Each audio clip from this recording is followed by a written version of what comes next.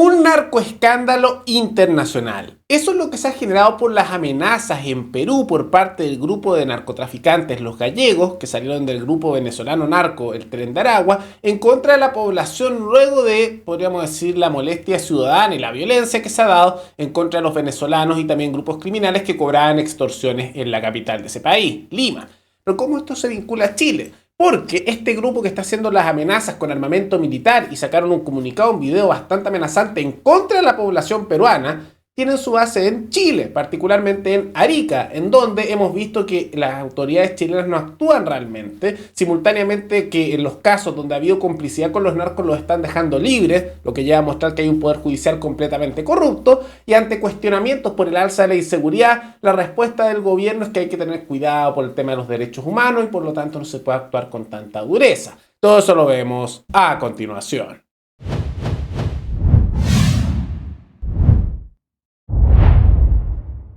Este escándalo y esta controversia que ya involucra a ambos países, tanto Perú como Chile, tiene su origen en las amenazas que se están dando por parte del grupo criminal Los Gallegos. Ahora, hay que entender que esto se ha dado en un contexto en que ya hace algunos días gran parte de la población de algunos barrios de Perú, particularmente en Lima, se han levantado con palos, cuchillos y otro tipo de armamento para enfrentarse a ciudadanos venezolanos. Ahora es porque en algunos de los barrios menos adinerados de la capital peruana ha habido hace algún tiempo, y esto también lamentablemente pasa en Santiago en varios barrios, igual que en otras ciudades del país, que ha habido extorsiones a comerciantes, a aquellos que andan que son motoqueros, o sea, que andan en moto y son repartidores de cosas, pero hay amenazas contra distintas personas cobrándole dinero como una extorsión. Todo esto porque grupos narcos venezolanos se han instalado en la zona. Y esto ha generado, sumado a la molestia que siempre se da cuando hay fenómenos migratorios, se ha sumado a esa criminalidad para generar una indignación potente ahí. Y finalmente lo que terminó ocurriendo es que todos estos comerciantes, motoqueros y una serie de otros grupos ciudadanos explotaron y, mezclados por la molestia con el crimen y elementos también anti-inmigración, salieron a golpear venezolanos, sean de la edad que sean hombres o mujeres, sean inocentes o no, por las calles. Hubo enfrentamientos porque los venezolanos también empezaron a sacar palos y empezaron a agarrarse a golpes en las calles de Lima, en algunas zonas de esa capital. Ahora, ante esto, fue que se dio la amenaza por parte de este grupo de narcotraficantes que ahora tiene su base en el norte de Chile, particularmente en Arica, y se sospecha que desde Chile hicieron la siguiente amenaza. Porque si no hay paz para los venezolanos, trabajadores, no habrá paz para los peruanos que apoyan a xenofobia. Comenzaremos a matar a todos los motorizados peruanos que estén en los paraderos de La Victoria, Gamarra, 28 y cualquier otro distrito que se preste. Esperamos que se normalice la situación con los venezolanos trabajadores. Estamos en Perú. Atentamente, Los Gallegos. Durísimo, ¿no? Ahora hay que tomar en cuenta que este grupo no es que sea oriundo de Chile, tiene base en Arica, pero tiene también presencia en Perú, en Venezuela, y originalmente ellos eran parte del Tren de Aragua, un gran grupo narco que también se ha instalado tanto en Perú como en Chile y tiene su origen en Venezuela, pero que este sector eventualmente se separó, o sea, se disolvió un poco esa asociación que tenían con el Tren de Aragua y formaron este grupo Los Gallegos, ¿no? Y están instalados en Arica. ¿Y por qué esto es un problema local? No solo por lo que ocurre ahí, sino que empieza a tener estas repercusiones también internacionales, porque la única razón por la cual pueden hacer esto con tanta impunidad es porque tienen una base prácticamente segura en territorio chileno y las autoridades chilenas, ya sea por incompetencia o complicidad, no hacen nada por esto y eso les permite atacar a Perú con mayor facilidad a estos grupos narcos. Entonces, por culpa de la incompetencia de autoridades chilenas o vinculación con estos narcos, se está afectando a la población incluso de otro país.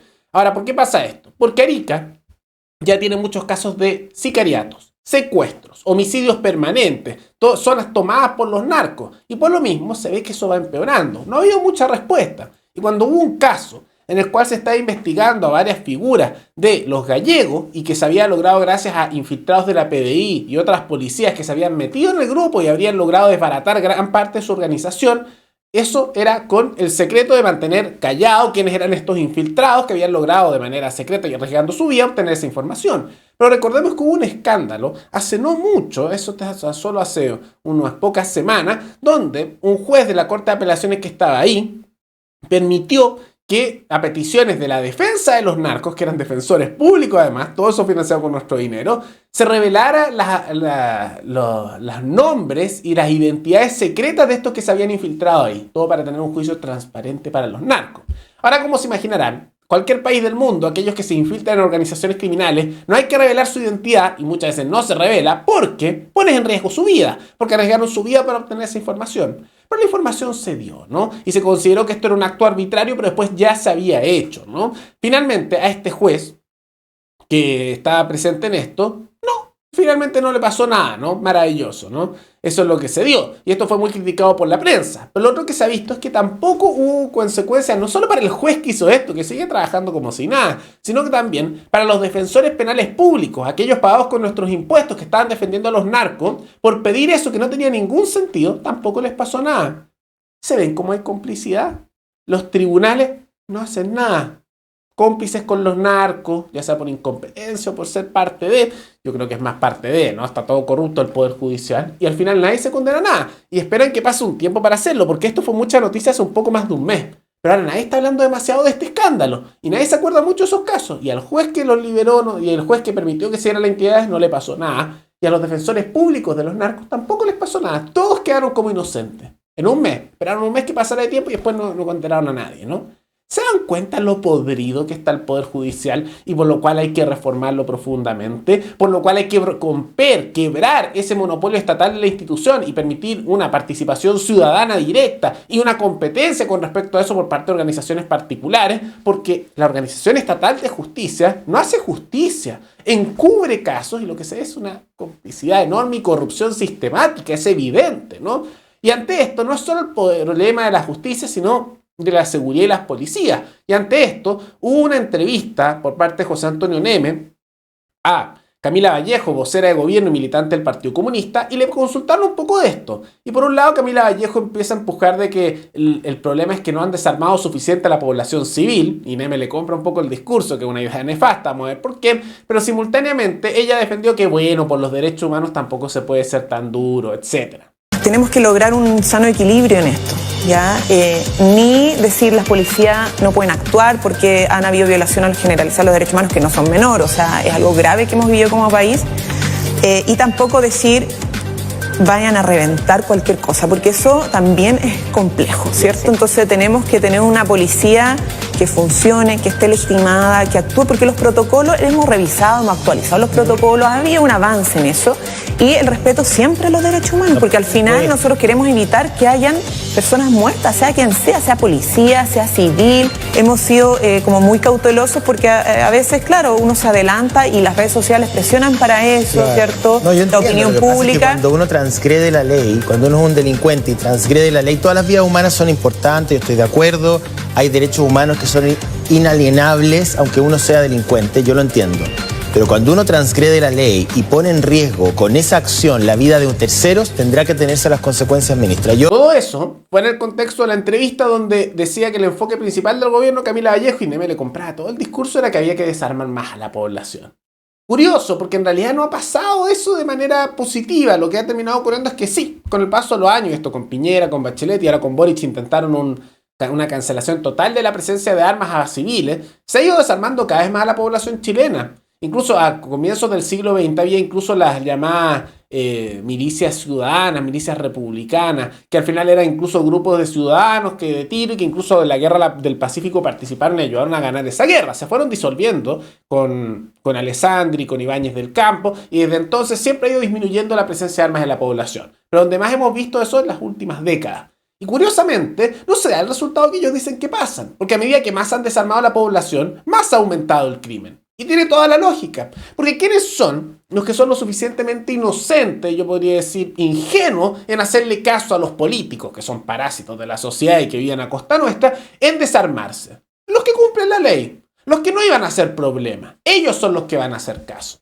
¿Quiénes no hacen caso? Los criminales, que son los que ahora dicen que eso va a servir para enfrentarlo. Porque evidentemente, porque el criminal le debería importar lo que es legal o no, si él no actúa en la legalidad. Incluso le haces el trabajo más fácil.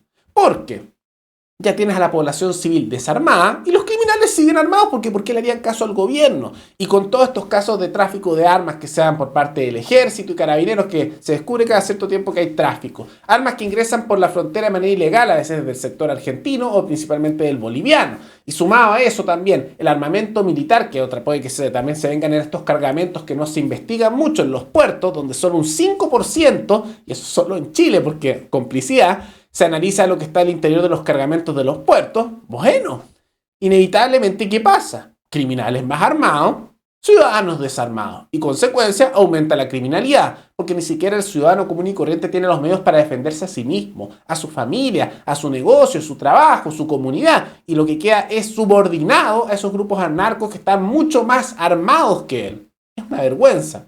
Y por lo mismo nos damos cuenta que no va a mejorar la situación, porque además de tomar políticas que no corresponden y que lo único que hacen es facilitar el trabajo a los criminales y también al Estado si quisiera volverse dictatorial, porque una población desarmada facilita la tiranía por parte de un político, también vemos que no hay ningún impulso real, y esto no viene ni de la izquierda ni de la derecha, de hacer las reformas que realmente se necesitan para enfrentar esto. ¿Dónde están las propuestas para hacer reformas al Poder Judicial? Nadie las está haciendo, nadie.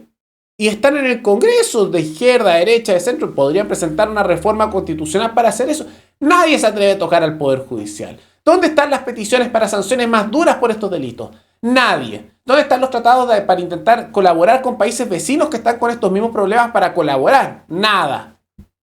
¿Y por qué no se hace, por ejemplo, que si no quieren quebrar el monopolio estatal de la justicia, que yo sé que no quieren porque quieren tener ese poder, por último permitir sistemas de jurados como reforma para que la población tenga un rol en determinar la culpabilidad y así luchar contra esto? O mayor transparencia, o quitar la intervención del presidente y del Senado en el nombramiento de la Corte Suprema que inevitablemente la politiza y la corrompe. Pero no, ninguno de esos cambios. En vez de eso, vamos a decir unas palabras, los de derecha se van a quejar con la delincuencia, pero no van a proponer nada, los de izquierda van a decir, hoy no es un problema sistemático y que lamentable, pero no van a hacer nada, y el gobierno de Boric que dice, hay que desarmar a la población civil, pero respetar los derechos humanos de los delincuentes. Realmente nefasto, nefastísimo. Pero más allá de todo eso, ¿qué les parece este escándalo con narcos que ahora llega hasta Perú y que involucra también a Chile? ¿Cuál debería ser la respuesta? ¿Las reformas que proponemos en este canal y en este programa? ¿O hay que seguir otro camino? Todo eso coméntenlo abajo. Y antes de terminar, quisiera agradecerle al suscriptor Matías Silva, que se convirtió en el suscriptor más reciente en decir hacer un aporte mensual al canal a través de la comunidad de YouTube. Así que muchas gracias, te lo agradezco mucho. Gracias a aportes como el tuyo y el de otros suscriptores, que este proyecto siga adelante y se mantiene independiente. Así que si alguno de ustedes quiere hacer un aporte voluntario único por Flow o por criptomonedas, o un aporte mensual por Patreon o por la comunidad de YouTube, pueden decir hacerlo mirando el comentario que se encuentra fijado abajo, y también pueden apoyar este programa comentando, dando like y compartiendo este video en sus redes sociales. Nos veremos en el siguiente programa. Hasta luego.